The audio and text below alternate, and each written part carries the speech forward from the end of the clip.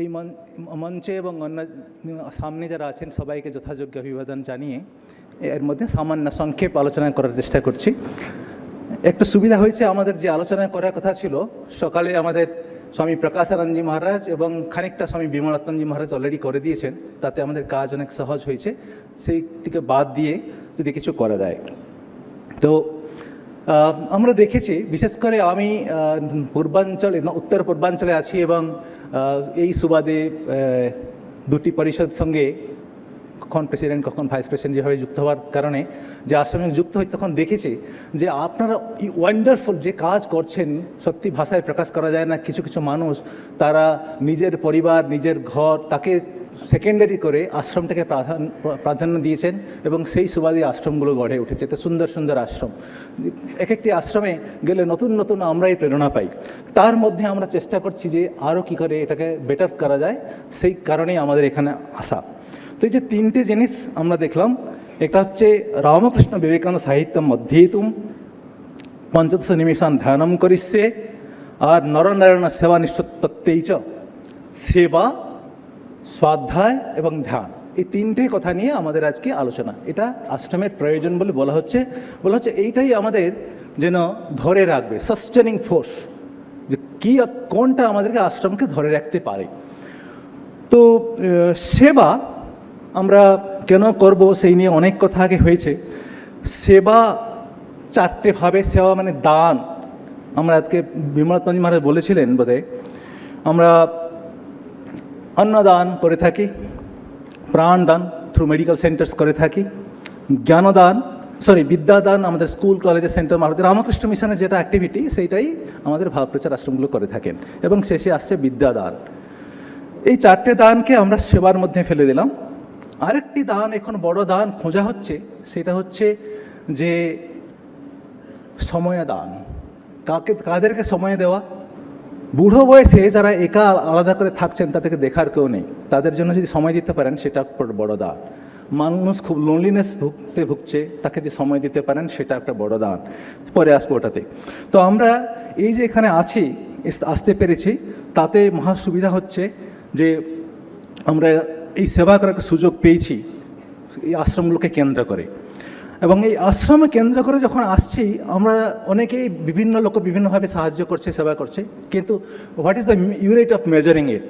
বলছেন কে কত বড় কাজ করতে পারে সেটা তার মেজারমেন্ট নয়, কিন্তু তার আদর্শের প্রতি সক্রিয় আনুগত্য হচ্ছে তার মেজারমেন্ট। আমরা যে আদর্শটাকে বরণ করেছি যে আমরা সংকীর্ণ মনা হব না, আমরা এই তিনটে যে শপথ, 10টা শপথ থেকে আমি তিনটে মাত্র বললাম, সেটাকে নিয়েছি। সেই সংকল্পটাকে আমরা কতটা আমরা সক্রিয় আনুগত্য দেখাচ্ছি, সেইটাই আমাদের ইউনিট। যে যতটা বেশি দেখাচ্ছে সে ততটাই সে আশ্রমের বা সেই ভাবের নিকটবর্তী হয়ে যায় এবং তার অবদান তত বেশি। আমাদের এই সেবার ঘটনা এসেছিল যখন আমাদের প্রভু বৈদ্যনাথ ধামের কাছে যখন কাশিতে যাচ্ছিলেন, তখন তিনি চাইলেন যে আমাদের মথুরবাবুকে, বলছেন তুমি তো মার দেওয়ান, এই গরিব লোকগুলোকে দেখে বলছেন এদের এক মাথা করে তেল ও একখানা করে কাপড় দাও আর পেট ভরে একদিন খাইয়ে দাও।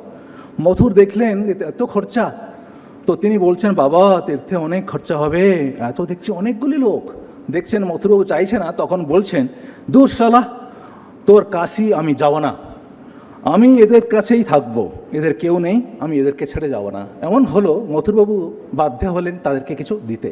যে সেবা যজ্ঞটা আমরা আজকে সকালে অখণ্ডানন্দজির কথা শুনছিলাম, কিন্তু ঠাকুর খোদই শুরু করেছেন।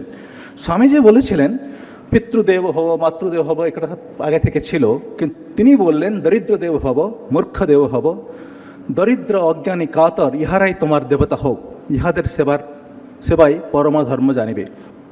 আরেকটা কথা, তিনি একটা চিঠি লিখেছেন মিসেস হেলকে, বলছেন এই তোমার হৃদয় আনন্দে উৎফুল্ল হয়ে উঠত যদি তুমি দেখতে আমার ছেলেরা দুর্ভিক্ষ, ব্যাধি ও দুঃখ কষ্টের ভেতর কেমন কাজ করছে, কলেরাক্রান্ত পরিয়ার মাদুরের বিছানার পাশে বসে কেমন তাদের সেবা শুশ্রূষা করছে এবং অনশনক্লিষ্ট চণ্ডালের মুখে কেমন অন্ন তুলে দিচ্ছে।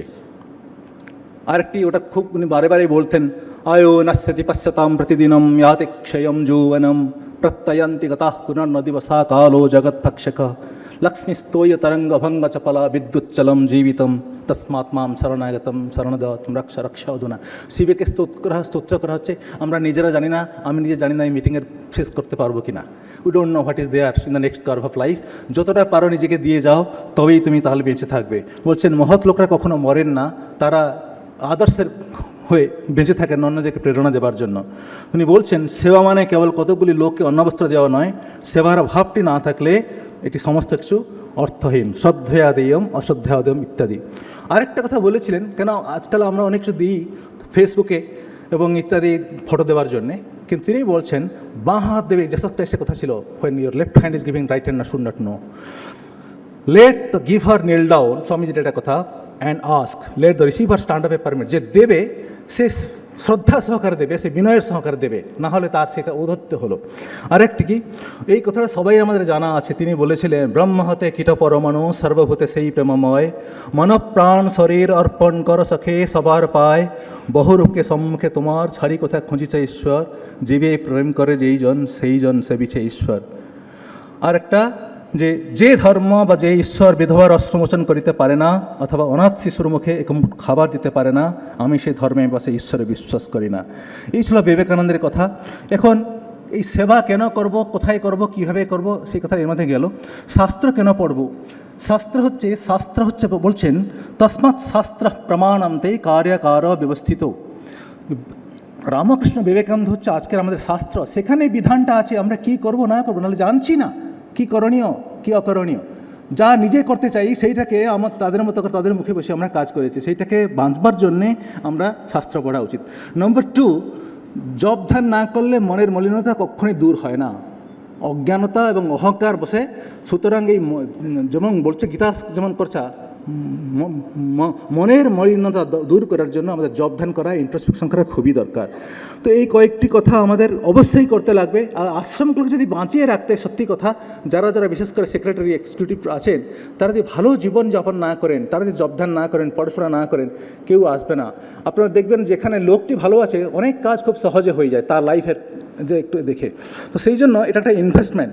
আর একটা ছোট্ট কথা বলে আমি শেষ করে দেবো, যে যদি আপনারা যে আশ্রমগুলো, একটা সিক্রেট সবাই চান যে রামকৃষ্ণ মিশনের অঙ্গ হবার সিক্রেট একটা হচ্ছে, যদি ভালো ছেলেদেরকে ডেকে এনে 5টা ছেলে রামকৃষ্ণ মিশনে সাধু সন্ন্যাসী করতে পাঠিয়ে দিতে পারেন, দেখবেন এই মহারাজার সিক্রেট আপনাদের সেন্টার নাম অনেক প্রায়োরিটি লিস্টে উঠে আসবে। আমি জানি অনেকেই চাইছেন, তো চেষ্টা করুন সাধু ব্রহ্মচারী যাতে সেখানে আসে এবং আরও হচ্ছে কিছু লাইফ ওয়ার্কার তৈরি হয়। থ্যাংক ইউ, ভালো থাকবেন, আনন্দে থাকবেন।